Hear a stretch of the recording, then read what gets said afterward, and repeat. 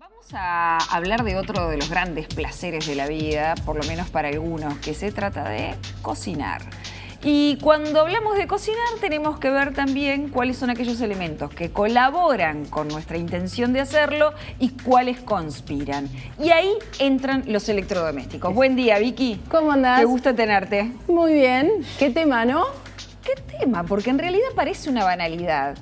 Decir, electrodomésticos sí, electrodomésticos no, parece una falsa dicotomía, pero cuando la cocina se nos llena de cosas, tenemos poco espacio, también por otro lado tenemos poco tiempo, por lo tanto los electrodomésticos podrían ayudarnos, pero nos quita las ganas de hacer cosas. Exacto. Tenemos que lavar 25 partes y partecitas, tuercas y tuerquitas.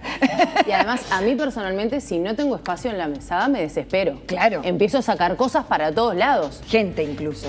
Sí, obvio, gente. Claro. Bueno, aunque normalmente incluyo el tema de cocinar con mis hijos, pero a ver, hay que estar mentalmente preparado. Exacto. ¿Tá?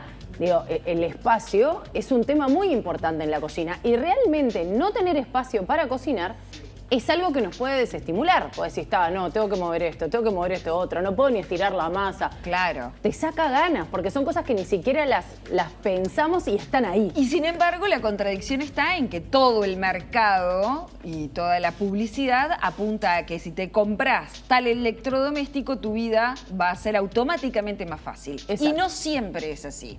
Exacto, porque los que nos están viendo en este momento pueden empezar a considerar qué electrodomésticos tienen en su casa, qué usan y cuáles no usan. Exacto. Entonces, la idea es ir conversando un ratito de qué cosas tenemos que tener en cuenta para elegir un electrodoméstico. Muy bien. ¿Tá? A ver.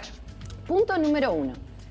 Primero lo que tenemos que ver es si acompaña nuestro estilo de alimentación o si estamos dispuestos a hacer una modificación e incorporar ese electrodoméstico en nuestra vida. Por ejemplo, hoy en día se están usando mucho las soperas. Exacto, hablemos de la sopera. Que yo sé que a vos te gustan. Bueno, porque nunca me hubiese imaginado que no me iba a convertir en una vaga por tener una sopera. Yo decía, el que tiene una sopera es porque tiene pereza, ¿no? De hacer una sopa con todo el proceso lindo de hacer una sopa.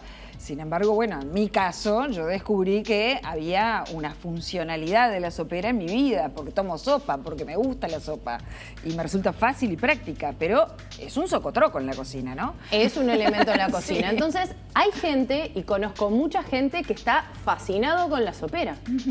Hay otras personas que están en este momento detrás de cámara haciendo una serie de aspavientos. ¿Para qué qué me compré la sopera? Que dicen, perdés todo, no haces el proceso de la sopa, no pones los vegetales como querés y se sienten que están como perdiendo la esencia de la sopa. Claro, ¿sí? Exacto. Lo que sí me parece importante es que antes de tomar la decisión de comprar un electrodoméstico, ocupar más espacio en la cocina, tener claro si realmente lo vas a usar y si ese electrodoméstico va con el número de personas que viven en la familia, por ejemplo. Ahí va. ¿Sí? Si vos tenés una familia de 5 personas, hay que ver cuál es el tamaño de la sopera. ¿Cuántas porciones de sopa sacas de ahí adentro? ¿O necesitas diluir esa sopa para llegar a todos los participantes? ¿O ya sabés que solo comen 3 de todos los que viven en la familia? Yo creo que solo 3, ¿eh? Bueno, pero esos cálculos hay que hacerlos, porque ¿qué es lo que sucede después? Tengo electrodoméstico, lo empiezo a usar, pronto me solucionó, en 30 minutos tengo la sopa, no tengo que pensar nada, ya la licuó, ya esto, ya todo, bla, bla, pero tengo comida para 3, me faltan 2. Claro, por ejemplo. ¿Sí? Por ejemplo. Entonces, ese tipo de detalles hay que considerarlos. Lo mismo sucede con cosas como es la freidora sin aceite que hay ahora. ¿Sí? Que son como hornitos, yo nunca tuve. Es básicamente un horno, ¿sí? Que por las características, por la distancia de la resistencia con el alimento, por una serie de variables, lo que genera, y por el tipo de potencia, es una percepción muy parecida a lo que es una fritura, no es exactamente una fritura, y no cuenta con la cantidad de aceite y energía que hay adentro del alimento. Porque cuando nosotros freímos en una fritura profunda, absorbe, vamos a decirlo a grosso modo, un 10% de aceite. Puede ser 7, puede ser 11, ¿sí? Eso quiere decir que si yo tengo algo de 200 gramos que puse en una freidora, ejemplo una milanesa, se lleva toda una cucharada de aceite adentro. Y haciendo la fritura en buenas condiciones.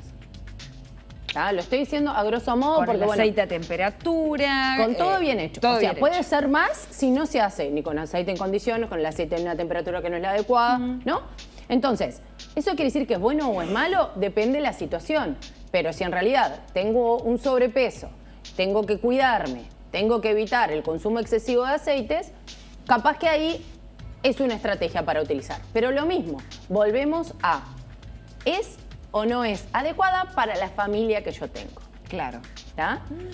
Además, hay que incorporarlas en la rutina familiar. Si yo elijo un electrodoméstico, Sí. el que sea, la máquina de pan, por ejemplo. Sí. La máquina de pan he escuchado de todo. He escuchado mucha gente que dice, no la compres porque engordás. Haces el pan calentito. Si te comes y la no máquina, parás. no, si te comes el pan. Claro, el problema es que el pan lo podés tener calentito, no debe haber cosa más tentadora que pan Sí. calentito, ¿sí? Entonces engordas. Entonces tenés que incorporarla en una forma adecuada, ¿sí? ¿A qué horas es el pan? ¿Qué cantidad de pan haces? ¿Qué rutina? ¿Qué tipo de pan haces? Exacto. ¿Y qué rutina tenés en relación a eso? Claro. Tiene que haber alguien en la familia dispuesto a decir, yo me encargo de esto. Porque muchas veces es una buena estrategia para incorporar gente que no está cercana a la cocina. Porque no es complicado. Como es algo que simplifica, no es que tenés que ponerte a amasar y... No, mirá, capaz que vos te encargás de la máquina de pan, perfecto. Entonces vos haces esto. Bien, capaz Claro. que podemos acercar a alguien que está de fuera del proceso de la alimentación y que ese se encargue de eso. Mirá, tenés que medir esto, tenés que medir esto, tenés que hacer esto, lo pones acá adentro Y ya está. y lo hace la máquina. Bueno, pero ese es su rol y se acerca a la elaboración de alimentos. Capaz que no es la mejor elaboración, capaz que no entra en contacto con la masa, pero es la primera aproximación y empieza a tener ese sentimiento de puedo hacer y puedo aportar. Y también estoy haciendo algo. Porque lo otro que sucede es que cuando vamos a comprar un electrodoméstico de cualquier perfil, tenemos que lograr insertar su función en las rutinas de nuestra vida. Piensen cuántas cosas tienen en su casa o en su cocina que en realidad las tienen, les parecieron fantásticas, pero no las usan. Claro, porque hay como una ilusión que nos Siempre. vende el mercado de que, lo que te decía al comienzo, bueno, yo me compro este electrodoméstico, mi vida va a ser más fácil y mi alimentación más saludable. Exacto. A mí me despertaron mi mamá durante 10 años de mi vida con juguito de manzana y zanahoria, hecho en una máquina que ahora está y funciona como todas las máquinas de antes, ¿no? Estas Sí. que se hacen para que duren 2 o 3 años. Y claro, cuando me pongo a ver la cantidad de elementos que mi mamá lavaba por día para hacerme ese juguito de manzana y zanahoria todas las mañanas, digo, ay, mamá, gracias. Pero yo no lo haría. Es decir, te exprimo una naranja, pero, ¿no? Claro, me pero resulta por más eso- fácil volver al exprimidor de mi abuela. Por eso mismo está bueno hacer como ese análisis antes de la compra de electrodomésticos. Los electrodomésticos permiten, facilitan y muchas veces, en estos casos que estuvimos hablando, que se pueda tener una sopa diaria, que se pueda tener un pan elaborado en casa con las cosas y las características que uno quiere, que además las máquinas de pan sirven para hacer otras cosas, se pueden hacer tortas, se pueden hacer mermeladas, o sea que Claro. tiene muchas funcionalidades, pero ocupa un espacio enorme. Sí, ¿tá? porque son grandecitas. Porque son grandecitas, Sí. ¿tá? Son muy buenas estrategias para ayudar a aquellos que no tienen tantas habilidades culinarias, que están tratando de mejorar su alimentación, que están tratando de acercarse a una alimentación saludable, a mejorar cosas. Como decíamos, puedo mejorar la calidad del pan que consumo, puedo consumir una sopa de vegetales todos los días, puedo disminuir la cantidad de aceite que absorben las milanesas o las papas fritas que hago en mi casa y que como en mi casa. Puedo hacer mermeladas caseras. Puedo hacer mermeladas caseras. Opciones hay mil, hay vaporeras, por ejemplo. Claro. ¿Sí? Que permiten hacer varios vegetales al mismo tiempo. También tiene uno que estar dispuesto a comer vegetales al vapor, que tienen un sabor diferente que hervidos porque concentran el sabor, ¿sí? Y muchas veces le falta eso que estás acostumbrado, que porque si lo hice hervido le pongo esto, le pongo lo otro, ¿no? Claro. Entonces hay como un montón de variables que tenemos que considerar. Lo que es importante que se lleven de esta conversación de hoy es, piensen realmente cómo lo van a usar. Capaz que deciden incorporar esa funcionalidad en casa, pero háganle un espacio mental y espacial en la cocina. Capaz que, a ver, estoy tratando de pensar en la lógica que acabas de proponer. Me parece que es a la inversa de cómo estamos funcionando impulsados Claro. por el mercado. Es decir, mi alimentación está basada en esto, quiero hacer estas modificaciones y para eso este electrodoméstico me ayudaría. Puedo deshacerme de todo el resto. No, no te deshagas de todo el resto, porque normalmente un electrodoméstico no sustituye todo. Sustituye algunas cosas. Por eso la cocina se nos tapiza de cosas. Claro. El que hace pan no te sustituye el horno. No, claro. No puedes tirar el horno. ¿Está? Hace pan, está bien. ¿Dónde lo harías el pan? En el horno y en la mesada. Vos ahora lo haces todo metido dentro de un equipo. Claro. ¿tá? Pero no puedes tirar el horno. Está batidora. ¿A quién se le ocurre hoy en día ponerse a batir a mano? A mí me parece súper interesante. Sí, es pero lindo. en realidad, claro, pero en realidad hoy en día hay tantos dispositivos, la batidora es un electrodoméstico tan incorporado que parece impensable ponerte a batir a mano. Es cierto. ¿Está? O las procesadoras, o los mixers, o las licuadoras. De esos realmente no estamos discutiendo, porque además el mixer está muy incorporado y facilita mucho, que tiene una funcionalidad muy parecida al de una procesadora. Está bien, pero hablaba con una amiga esta mañana en maquillaje y me decía, yo tengo un abrelatas eléctrico. Nunca se me hubiera ocurrido. ¿Existen? ¿no? Claro que existen. Pero además lo que me dijo es que este abrelatas tiene como 30 años.